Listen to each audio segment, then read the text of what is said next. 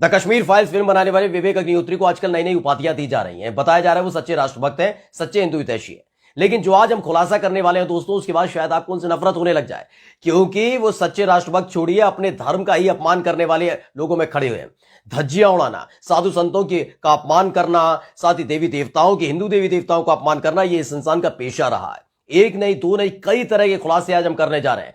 और जैसे ये खुलासे हुए उसके बाद लगातार बवाल भी हो रहा है, क्योंकि पूरा का पूरा कच्चा चिट्ठा खुल गया है विवेक अग्निहोत्री का कि एक फिल्म के जरिए खुद को हिंदू हितैषी घोषित करने वाला इंसान कैसे हिंदू देवी देवताओं से लेकर साधु संतों का पहले अपमान करता रहा है। नमस्कार, मैं हूं प्राज्वल गौतम और आप देख रहे हैं the live TV. The Kashmir files, ये वो फिल्म है जिसने नफरत पैदा करने का काम किया है और इस फिल्म के जरिए सबसे बड़ा चेहरा बनने की कोशिश की विवेक अग्निहोत्री ने।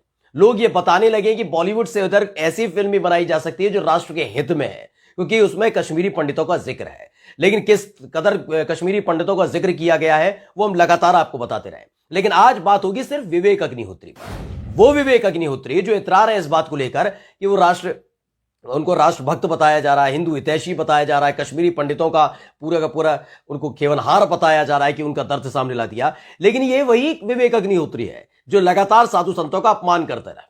जी, साधु संत नहीं, इसके साथ ही हमारे देवी देवताओं का अपमान होता रहा, माता सीता का अपमान होता रहा, तमाम ऐसी ऐसी चीजें आज हम आपको दिखाने जा रहे हैं। उसके बाद आप इसी इंसान के ऊपर अब सवाल निशान उठाने शुरू कर देंगे, क्योंकि जो खुलासा हुआ है ना उसके बाद बवाल भी होने लगा है, पूछा जाने लगा है कैसा हिंदू राष्ट्रभक्त है, या कैसा राष्ट्रभक्त है और कैसा हिंदू हितैषी है।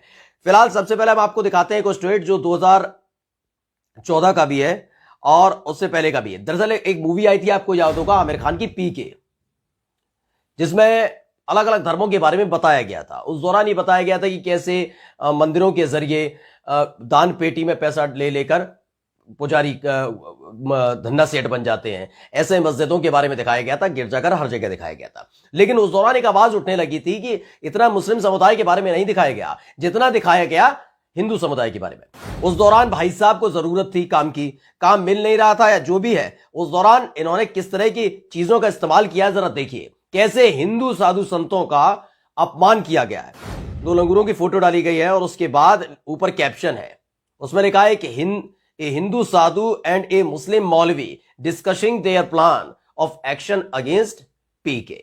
यही नहीं है, अभी तो हमने आपको केवल ये दिखाया, अब अगला देखिएगा।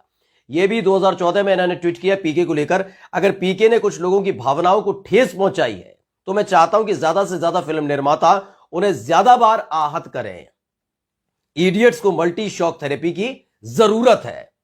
यह इंसान इस तरह की शब्दावली का इस्तेमाल करता है, लोगों से खेलता है। अब आप कहेंगे साधु संतों के साथ साथ मौलवियों के लिए भी कहा, जी इसका किसी धर्म से लेना देना नहीं है, इसे किसी राष्ट्र से लेना देना नहीं, इसे पैसों से लेना देना है। जो पैसा लगातार आ रहा है, जो मूवी बनाई गई है वो किस थ्योरी पर कैसे बनानी चाहिए, कौन सा हिसाब किताब होना चाहिए, क्या टाइमिंग होनी चाहिए, इसे पता था, इसे बताया गया। उस आधार पर इसने फिल्म धरातल पर उतारी और उसका फायदा जब किसी को होता है तो उसके एवज में प्रचार भी किया जाता है। वो प्रचार लगातार किया भी जा रहा है भारतीय जनता पार्टी के नेताओं की तरफ से, और उसी का फायदा भी ये शख्स उठा रहा है। लेकिन जैसे जनता को बेवकूफ बनाने का काम किया जा रहा था, इस कच्चा चिट्ठा खोलने पर, जो कच्चा चिट्ठा खोला उसके बाद अभी मुंह दिखाने काबिल नहीं है, क्योंकि जिस तरीके से इसने अपने आप को राष्ट्र बताया कि राष्ट्रभक्त हूं, हिंदू हितैषी हूं। आप देखिए जो महिलाओं के बारे में क्या सोचता है, हमारी जो भगवान है, देवी देवता है, उनके बारे में क्या सोचता है। माता सीता के बारे में इसने कथन लिखा था, 2013 का है, 8 जनवरी 2013 का, जिसमें इसने लिखा, जिसमें एक जब उनका अपहरण कर लिया जाता है और अपहरण करके रावण ले जाता है, उसके बाद का इसने लिखा है कि रावण भैया मुझे छोड़ दो, सीता तू रावण चैंट्स ए मंत्रा। मजाक उड़ाने के अलावा इस इंसान पर शक कोई काम नहीं है। ऐसी द्रौपदी के लिए लिखा था, दुशासन भैया मुझे छोड़ दो। ये इस तरह की गतिविधियों को लगातार अंजाम देता रहा। यही नहीं, इसकी मानसिकता कितनी गंदी है, महिला विरोधी कितनी है, वो देखिएगा। इसने जब नैनो कार आई तो उसको लेकर जो लिखा है वो आप खुद देख सकते हैं। नैनो कार के बारे में इसने लिखा था, जब नैनो कार आई उसमें बताने की कोशिश की कि what makes Nano the safest car for women, there is simply no way to get gang raped in here. यानी वो इतनी छोटी है, उसमें गैंग रेप नहीं किया जा सकता।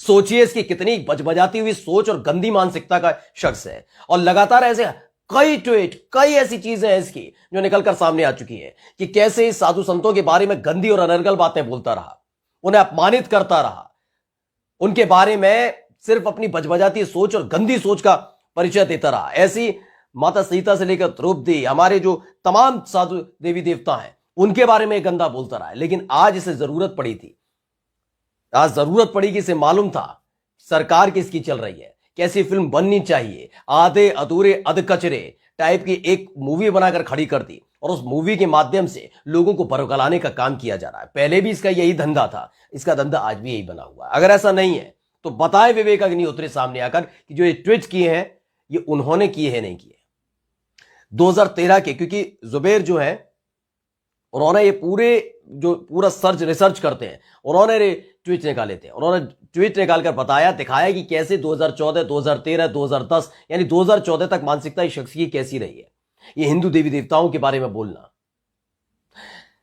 महिलाओं के बारे में गंदी सोच का परिचय देना, ये तमाम चीजें होती रही। लेकिन 2014 के बाद इसको पता चल चुका था कि कैसे कहां किसे टारगेट करना है, तो मुसलमानों को टारगेट करने का काम शुरू किया गया। एक फिल्म बनाई गई द कश्मीर फाइल्स, उसके जरिए इस तरीके का पूरा का पूरा स्क्रिप्ट परोसी गई, पूरी कहानी परोसी गई, जिसके बाद आपने अमूमन देखा होगा कि थिएटर में जैसे ही फिल्म खत्म होती है, इंटरवल आता है, उसके बाद तोड़ फोड़ होने लगती है या फिर नाराज हो जाते हैं लोग, कहते हैं कि निशाना बनाना है मुसलमानों को, मिसाल मुसलमानों को टारगेट करने की बात कही जाती है। तमाम चीजें आपने देखी होंगी और ये कहीं ना कहीं मकसद जिस पार्टी का पूरा करता है, उसी पार्टी के तमाम नेता ऊपर से लेकर नीचे तक द कश्मीर फाइल्स को लगातार प्रमोट भी कर रहे हैं, टैक्स फ्री कर रहे हैं, जिससे इस फिल्म को ज्यादा से ज्यादा दिखाया जाए।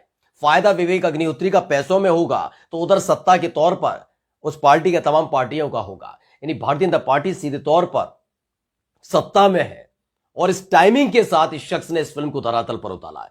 लेकिन जैसे ही इसका कच्चा चिट्टा सामने आया है, उसके बाद अब बवाल होने लगा है। बवाल इस बात को लेकर जो अपने आप को खुद को हिंदू हितैषी बता रहा था, वो कितना हिंदू हितैषी है समझा जा सकता है। जो हमारे साधु संतों का अपमान करता है, उन्हें जलील करने का काम करता है, नीचा दिखाने करता है, अपमानित करने का काम करता है, हमारे देवी देवताओं के बारे में गंदा लिखता है, बोलता है, और वो शख्स अचानक से एक फिल्म बनाता है और सबका चहेता हो जाता है। लेकिन जैसा ही इसका पुराना वाला रूप सबके सामने आया है, सब अब सवाल पूछने लगे कैसा है, ये क्या है, क्योंकि दरअसल इनको फिल्म बनाने के लिए ये एक फिल्म मेकर है, ये अदाकारा है, या जो अपना अभिनेता होता है ना, अभिनेता, ये फिल्म लाइन से जितने जुड़े लोग होते हैं, इन्हें कोई फर्क नहीं पड़ता, इन्हें इससे फर्क पड़ता है और फर्क पड़ा भी। इससे फर्क पड़ा विवेक अग्निहोत्री जो 2014 में इतना गंदा बातें लिखा करता था इंसान, वो 2022 आते आते एक फिल्म बनाता है जिसको मालूम है कि हाथों हाथ बिक जाएगी, बस मुसलमानों के खिलाफ जहर उगलिए, नफरत फैलाइए, और वही काम इस इंसान ने किया भी है। नमस्कार। द लाइव टीवी, सच सबसे आगे।